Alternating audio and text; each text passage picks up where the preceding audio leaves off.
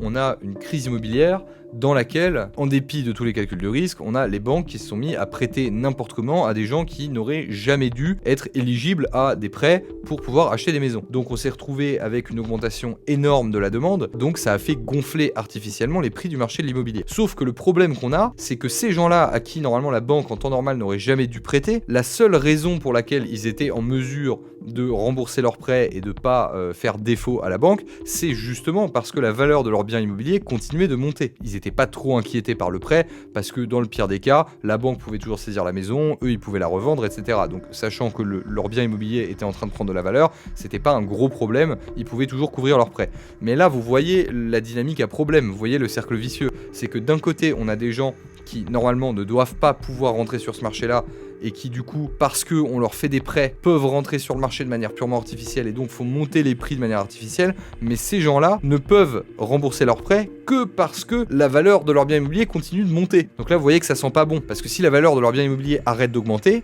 mais ils croulent sous leurs prêts. C'est-à-dire qu'entre le principal, les intérêts, etc., ils seront jamais en mesure de rembourser leurs prêts. Donc qu'est-ce qui se passe quand le marché de l'immobilier arrête d'augmenter ?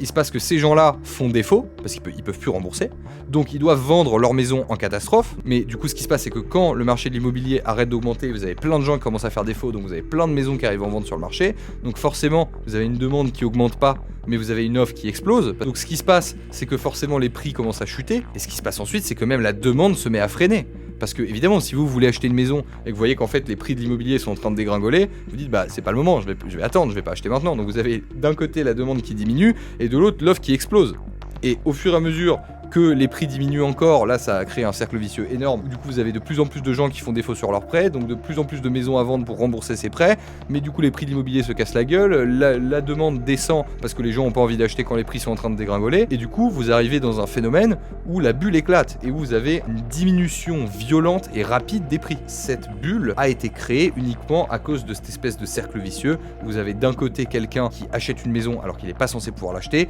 et qui l'achète avec un prêt qu'il ne peut rembourser que parce que sa maison prend de la valeur. Et d'un autre côté, sa maison prend de la valeur que parce qu'il y a plein d'autres gens comme lui qui achètent avec de l'argent qu'ils ne peuvent rembourser que si leur maison augmente. Donc vous avez ce phénomène d'interdépendance qui pue la bulle économique.